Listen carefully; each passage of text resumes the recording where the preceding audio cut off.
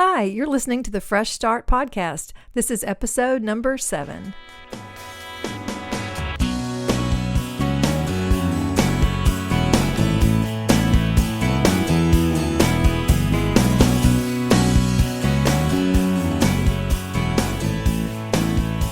Hey everyone, welcome to the Fresh Start Podcast. I'm Marcia Ramirez, and I have my friend Staci Wynn. Right on cue.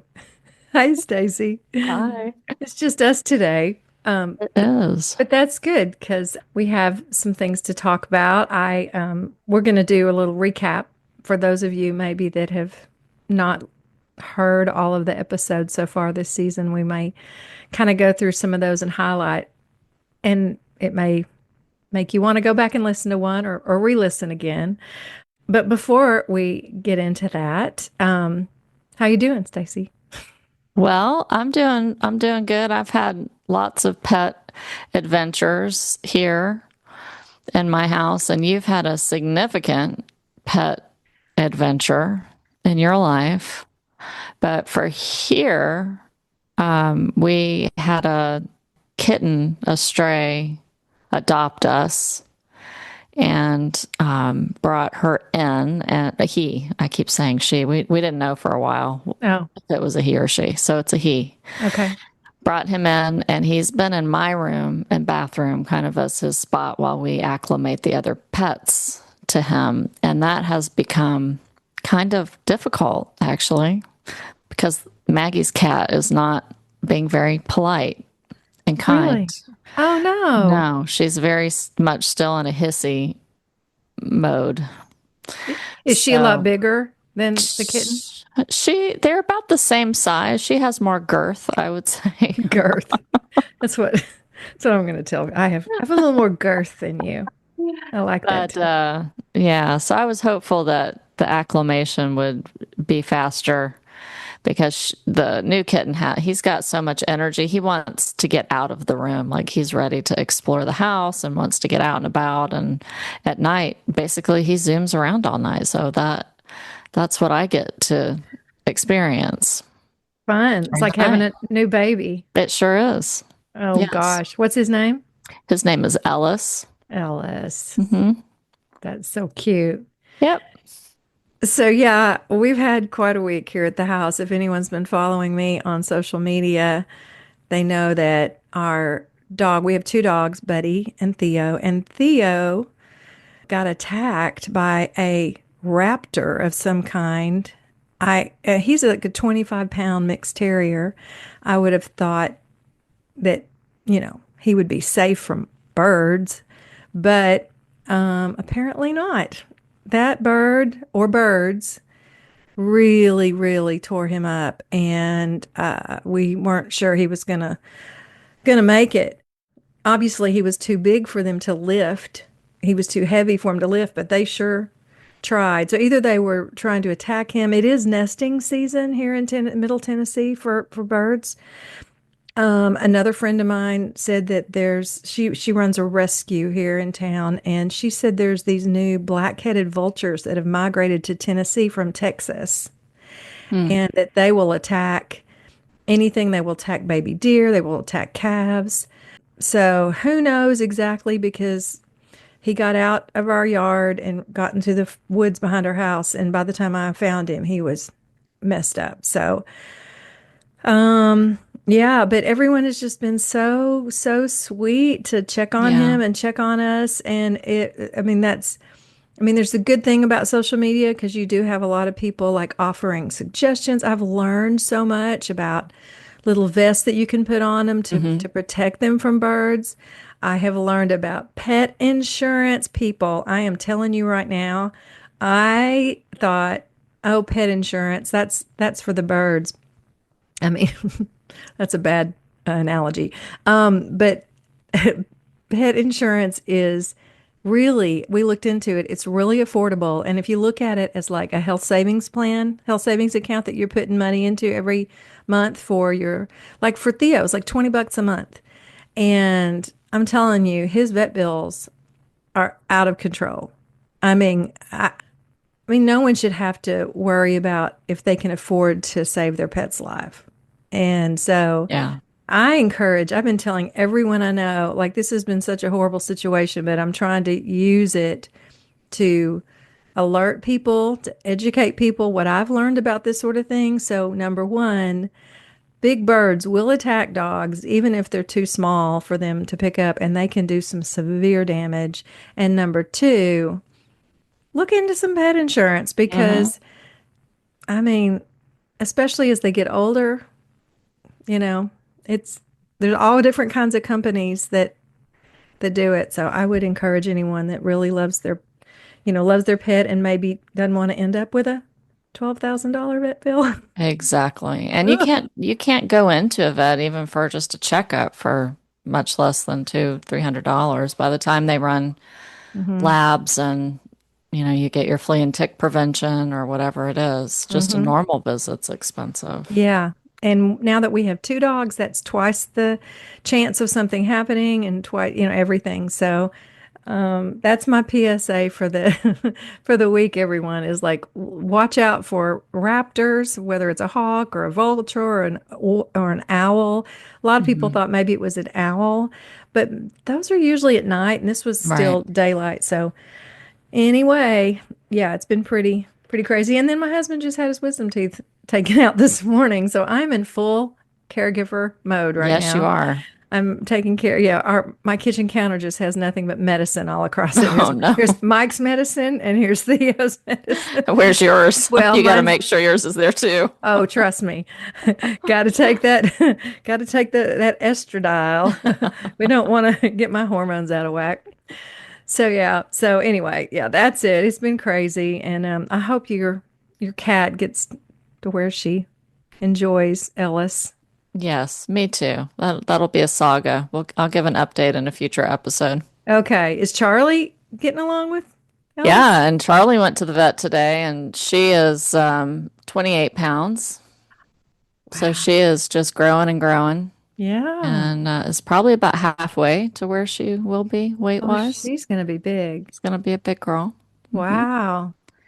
And she greets with paws. The dog trainer says dogs have different ways of greeting people, and she's Uh-huh. a paw greeter. Aw. So she likes to just, use her paws to say Uh-huh. hello, which is tough when you're acclimating cats Oh, with I see. her because that can be overwhelming for the paws. So, um, Mm-hmm. it's just going to be their little personalities. They have to get to know one another and inevitably have that alpha cat, alpha dog, whatever Mm-hmm. Mm-hmm. conversation. Mm-hmm. They'll have to come to terms. Yeah. Well, we're just animal lovers We and we're are. gonna we're gonna make it work. So, yeah, but thanks to everyone who I had people doing Reiki is it Reiki? That were Yeah. offering to do Reiki on Theo, and I said, "Hey, I will take any kind of healing that you can send his way Yeah. because he had a really bad day yesterday, but he seems to be doing a little bit better today." Good. All right, well, you know Marcia, we are what like in our first season of this new we are. podcast. I We mean, are we have in. had 6 episodes so Yes. far. And I've loved every single one of them, and Mhm. every one of them has been so very different. Mhm. Um, I just want to talk real quick about like episode 3, which my friend VL Cox, that one was personally, I loved that one because of everything that's going on in the country right now. And at the time that we were talking with her, I was really struggling with ways to figure out what I can do to try to make a difference because I've never been ultra political. Have you? Are you like I consider have yourself? been in the past, and I'm more, I guess, outspoken now about pushing back against authority when needed. So I have changed over the years. I have changed my own political beliefs Mm-hmm. and party Mm-hmm. for many different reasons. Mm-hmm. So, yeah, I don't mind talking about it now, but I'm outspoken in a different way than I used to be. Yeah. Same. but I think as we get older and we just, I mean, I hate to say it, for years I didn't even vote. I was just so in my own head and worrying about raising kids, and I don't know. I guess I never just I was just sort of thought, oh, it'll work itself out. Our government has checks and balances and it's going to be okay. And now I don't know that. I don't know that at all. I'm starting to doubt our checks and balances system within our Mhm. Constitution. But VL was really, I loved some of the suggestions. They're simple suggestions about things that we can all do to try to make a difference, as far as being active politically without trying to get in fights on social media, because that really doesn't do a whole lot. Right. And just tapping into creative expression. Hmm. And when I think about her artwork, it's just so visually captivating. Yes. And sometimes words don't work initially as well as images or Hmm. art does. And some of her work, because I didn't know her before you introduced her to me, and just it just captures your attention and then kind of invites you into a different conversation and maybe an unexpected, experience. Yeah. And I went out after talking to her and got her t-shirt that says, it has the crow on it and says end hate. Hmm. And I wear that often when I'm out and about, and people inevitably stop and ask me about my shirt. Hmm. And so it's an opportunity to talk about some of her work, and what she's doing. But I think that was a really impactful episode for me too. I have that same shirt and same thing. I wear. I also have her shirt that has her doors, the doors we Mhm. talked about across, and it says at the top, "Separate is not equal." And I'll have people stop and say, "I love your shirt," So she needs to get some more of those made, I told her. Yeah. What other episode made an impact for you this so far this season? Well, I do always enjoy our conversations with Stacy for sure. And Yeah, I Stacey have, Frenes. I have a lot in common there with her, and our daughters are both queer, and that conversation in our homes has been kind of similar, but just navigating what used to be, that evangelical perspective of church and who's in and who's out, and Hmm. navigating the exit from that Mm-hmm. is really hard. And she puts that into good words. So I think anyone who's thinking about how faith is redefined when you become affirming, that's a great episode, Yeah. which was our fourth episode. Just Yeah. how to navigate that personally, or with if you've got a friend or family member going through it. It's just such a beneficial conversation. Yeah. And her book spells it out so well too. She has such a great book, Love Makes Room, by Stacey Frenes. It's on Amazon or anywhere you want to get a book. And yeah, I mean, how can you argue with someone's story? Like, this is you can argue theology all day long, but you can't argue someone's story and their experience, whether it's Stacy or your story or your daughter's story. Hmm. It's their life. We are all the best experts in our own lives, right? Hmm. We know. And so to sit there and try to tell somebody that it'd be like if someone said, I know you think you're a girl, but you're not a girl. I'm like, I'm a girl. I promise you, I'm a girl. I mean, Hmm. that must be how it feels to a queer person for someone to tell them that what they think they are Hmm. isn't right. Can you Yeah. imagine? I know you Yeah. think you have brown eyes, but you don't. No, I have brown eyes. I can tell Yeah. you that. But I mean, it seems to be going back to politics for a minute. It seems Right. like that the baseline for truth is so skewed these days. Yeah. So, but as far as what you are and who you know yourself to be, no one can argue with that for sure. No, no. And I had a conversation with two women last night who I know from the deconstruction world, and they both have daughters who are out. And we were just sharing stories, and one of the things I walked away with is, just not that I didn't know this, but just became more real to me. Like, it's not our daughters that need a book to That's tell right. us, about how their faith is impacted by their sexuality. But plenty of people do need a book. Like, books are very helpful for those of us who were not expecting the conversation to happen. Mm-hmm. And for the conversation last night, sometimes books and listening to people's stories is what helps us to become affirming. And I remember going through that myself and searching out resources. Yeah, that's I'm just so thankful there are a lot of Hmm. there's a lot of resources now. A lot of people have written books debunking those, Clobber clobber. verses. Yeah, Colby Martin's Unclobber comes to mind, and Hmm. yeah, and if people really want to open their minds to another, have a fresh start, Right. and rethink something that has just been ingrained in them that could possibly be wrong. I think we all have to, that's one thing I've learned. We all have to live our lives with the acknowledgement that everything that we believe might be wrong.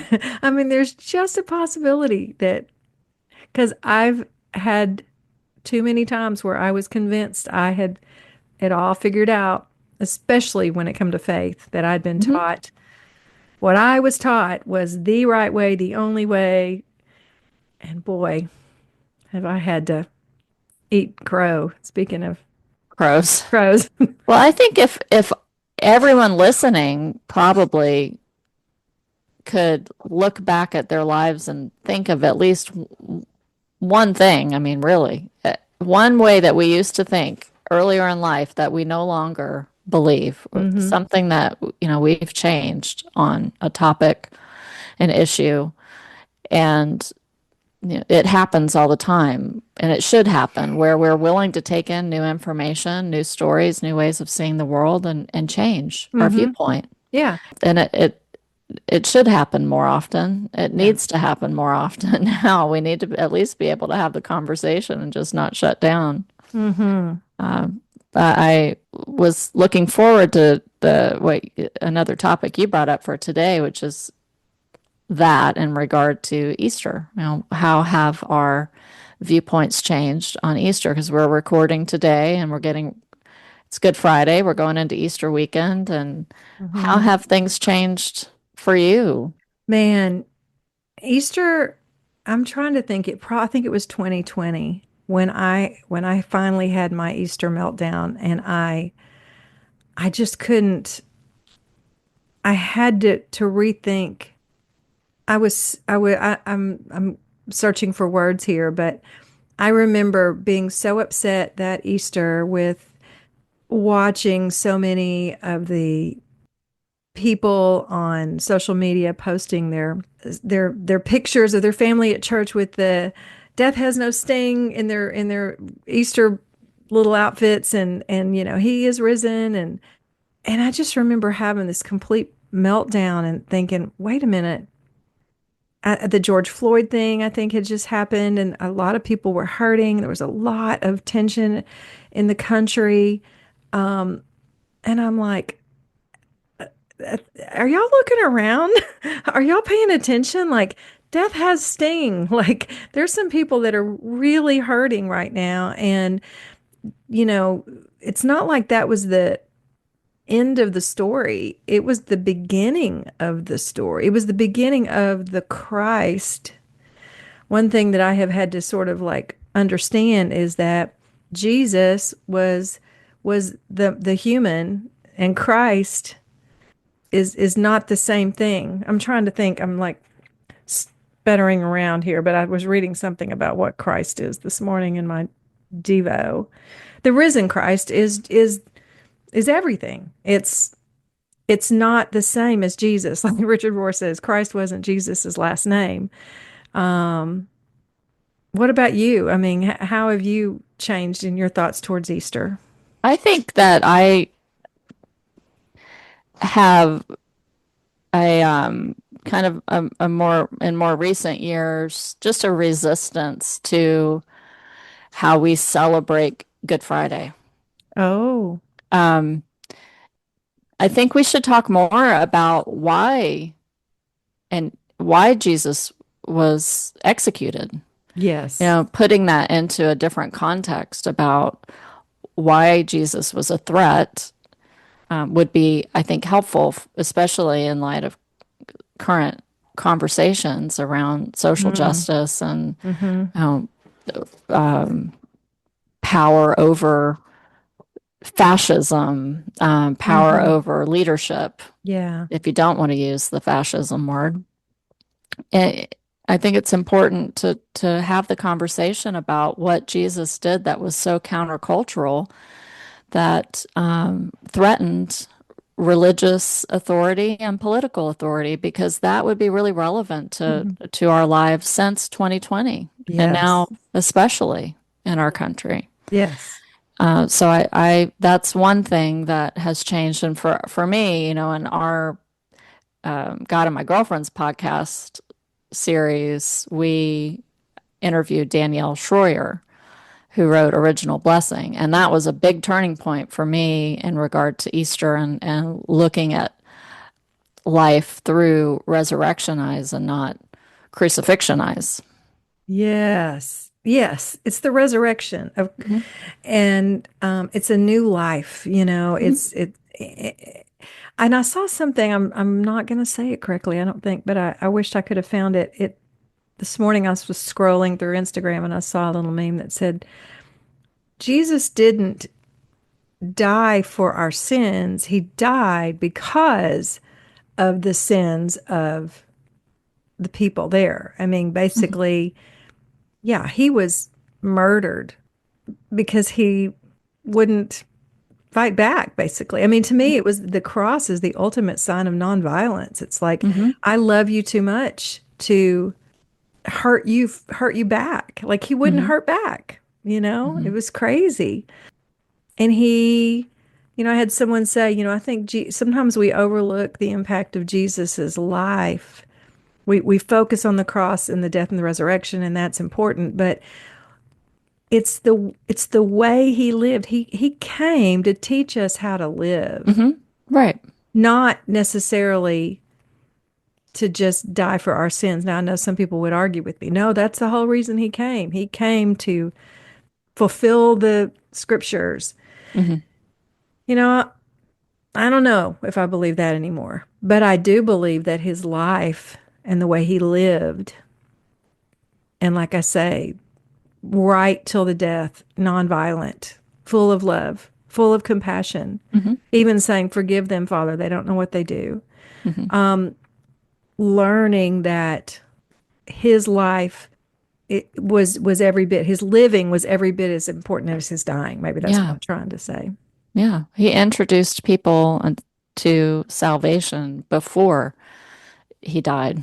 He healed and talked about the kingdom being at hand before he was killed on the cross. So, there is a message there, I think, for us that we can walk in such a way in the world to invite heaven to Mm. earth, Yeah.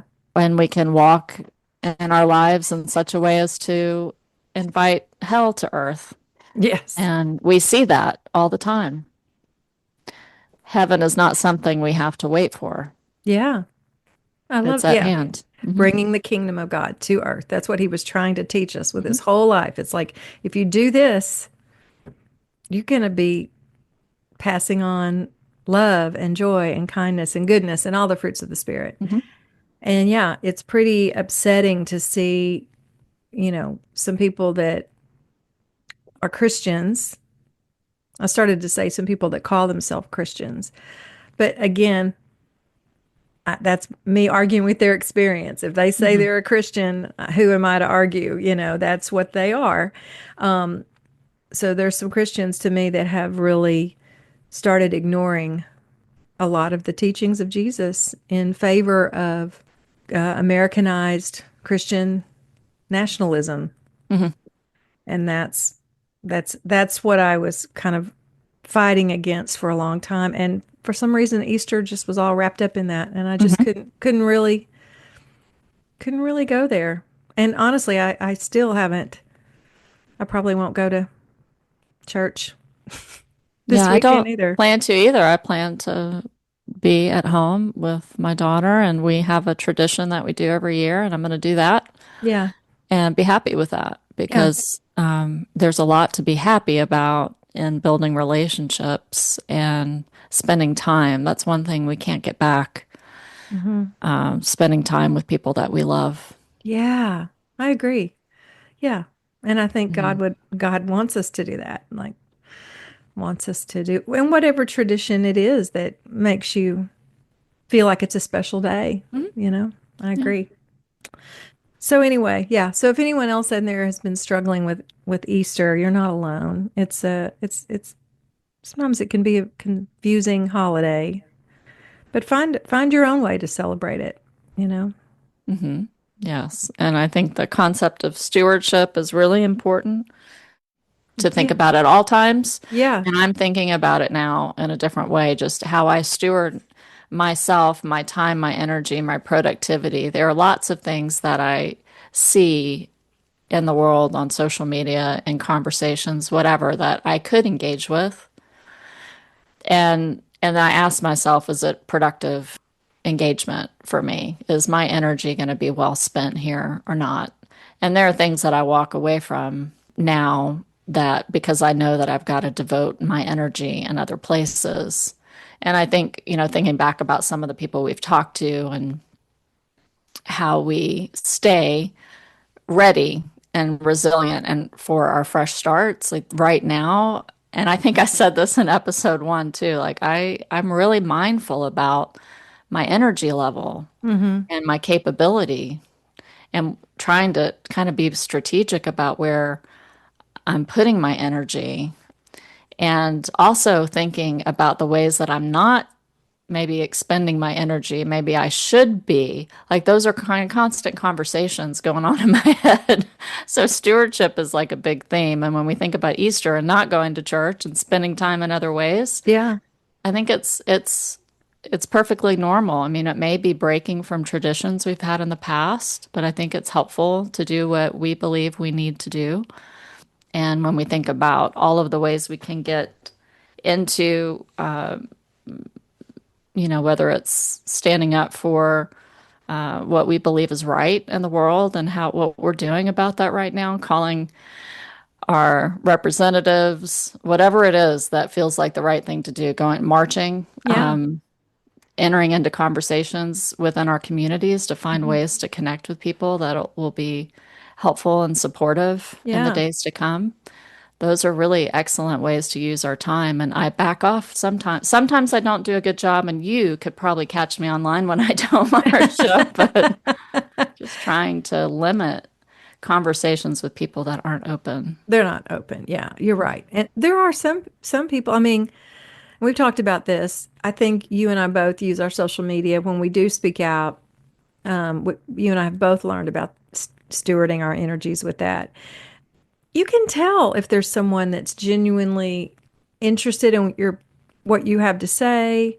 They have a follow-up question, and yeah, let's engage. That's what social media can be used for. But then you can also tell the ones that they're not there to have a back and forth conversation. They're not there to learn. They're not there to teach. My friend Austin, he's constantly challenging me on things that I will post, but he does it in such a beautiful way. He's not challenging me in a mean way. He's challenging me to just to think even a little more outside the box than where I am. What about this? Have you thought about it this way? And I love those kind of conversations. But yeah, I'm not, just like I told you guys when my dog got attacked and I was having all of these people, Oh, yeah.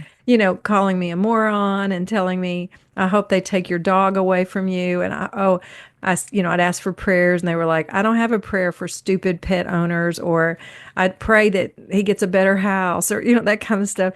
I mean, my friend Sarah was like, oh my gosh, just stay off of social media. You don't need to see it. And I said, you know what?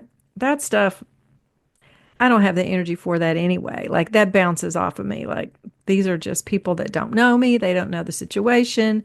And, that's where you bless and block them. That's what Beth Mm-hmm. Moore says. Bless Yep. and block, bless and block. I don't have the energy to go. I mean, to even respond to them and say, you don't Right. know me or whatever, it's like, how dare you? That's just energy I don't have. And like Mm-mm. you, I am stewarding my energy a lot. I really do make sure. And yeah, I mean, I don't really attend a church right now on a regular basis. So what am I going to do? Get up and put on makeup and fix my hair and put on some clothes and walk down to the some local church that just so I can say I went to church on Easter? Like, I don't know that that would please God any more than me being out in my little sunroom and having time or getting together with some friends like we plan to do. And yeah, I just, Mhm. that's This where I'm is having it. sounding a lot like how we use our stretch and release connection lines in the Enneagram Oh, world. Enneagram. Yeah, we need to go to our Enneagram We do. stuff.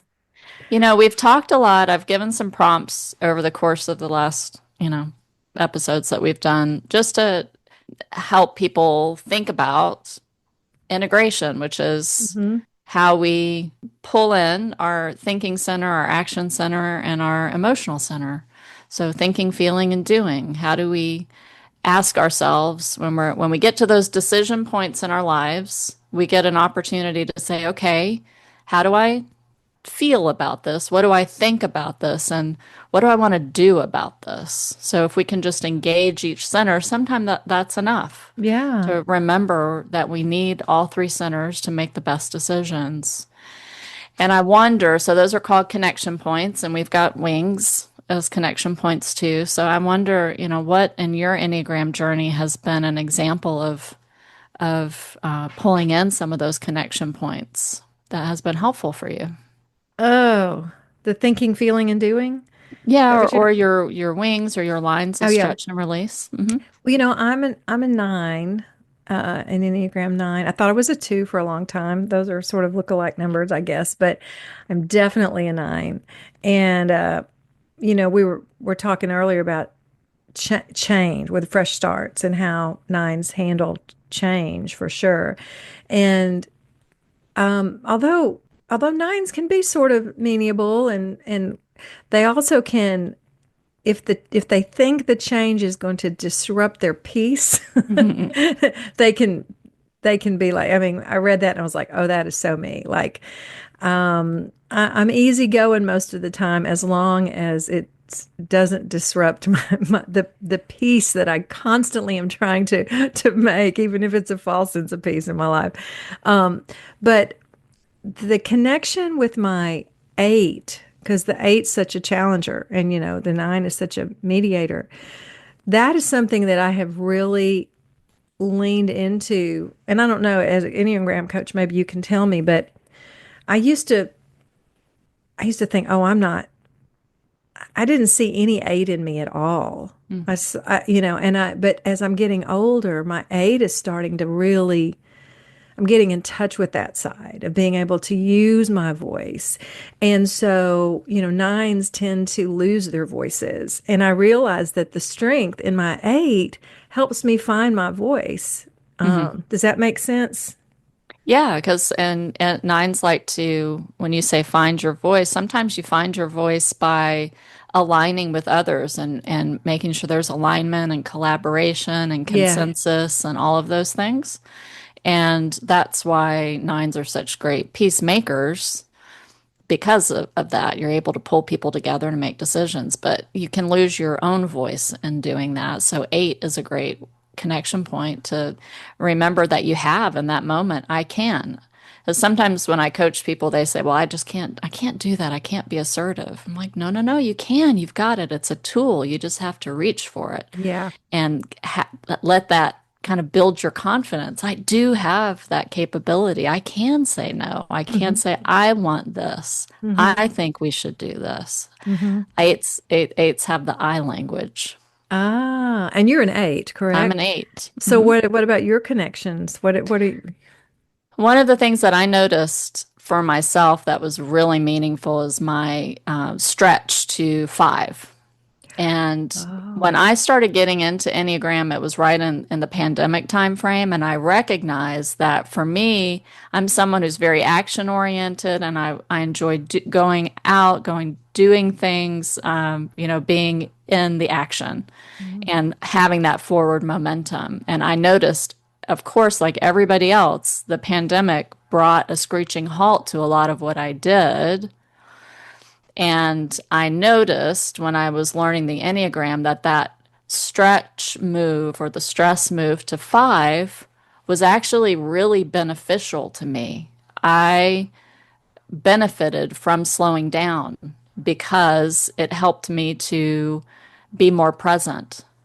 And Ah. and I believe, and there are, many Enneagram people that do share this belief that the lines to stress is not just used in stress. We can employ that line when it makes sense to do so. So I think about 5 a lot, and I believe that it really helps me to stay balanced, withdrawing, being more introspective, putting off a decision. What's so wrong about waiting? I don't have to always decide right now. Yeah. So Yeah. 5 has been really helpful for me. That's so cool. Yeah, I can see that. I can see how the more I learn about that, I go to 6 in stress, which is they're skeptical, the loyal skeptic, I think is Hmm. what they're Hmm. called. But I tend to, I mean, my whole life I have not been skeptical at all. I just take things, people for their, whatever I get on the surface, I just assume that that's where it is. But actually, like what you're saying about your 5, I'm learning to appreciate a little bit of thoughtful skepticism about some things and not just be accept everything that's hand fed to me as the way it's supposed to be. So it's interesting because I love the fact that it's one of the things I love about the Enneagram is for me, like other personality tests or whatever, it's like they label you. But to me, I don't feel like I get labeled so much with the Hmm. Enneagram. I feel like that you when you find your number that you relate to, it's like, oh, that is so me. And then you can use your points of like I go to a 3 in strength and a 6 in stress, and then I have an 8 wing and I have a 1 Hmm. wing, and there's probably other things. Maybe we all have a little bit of everything. And learning to, incorporate all of that Yeah. into our lives is so fascinating to me. I love it. Yes, I do too. The more Yeah. I work with it, the more I love it. Yeah. So I hope that listeners, we'd love to hear from you about what you're getting out of the prompts and, where you are in your Enneagram journey. Yeah, absolutely. And you can always find Stacy at clarityunleashed.com. Clarityunleashed.com. Hmm. Well, it's in the show notes if you want to dive deep in or get a little more information in your own Enneagram journey. She can help you Definitely. for sure. Well, this has been a fun little chat. I have to Yeah, go get pick up some antibiotics for Theo there now. you go. Yeah, we've got a couple of good guests coming up. We We're going to do. talk to Jody Rose Gonzalez coming up, and she is going to talk to us about neuroscience and art and resiliency, and that will be a great conversation. And then we have Corrine Oman, and if I'm mispronouncing her name now, we will get it right when we meet her for sure. So tune in for that. And she wrote a book called Keen Agers about aging and how we look at aging in different ways. And we will be meeting with Corrine and Jody Rose coming up soon. Yeah, those will be coming up in May. And my friend Melinda Schneider from Australia, she's a wonderful singer-songwriter and she has gone through a lot and a fabulous, fabulous woman. You're going to love her. And she'll be coming up pretty soon too. And we'll probably wind down for a little summer break, but we've got a few more episodes here, and we're just so glad that you guys have found us and are following along. And if you guys know anyone that you want to have on the podcast, be sure and let Mhm. us know if you think someone would be a really good fit for us because we're always looking for guests. That's right. Well, it's a pleasure seeing you, and I'm glad Theo's doing well. Thank you. And I look forward to seeing you soon, Marcia. Yeah, for sure. And until then, Y'all have a great couple of weeks. We'll be back in 2 weeks. sounds good. Y'all Bye. take care. Bye.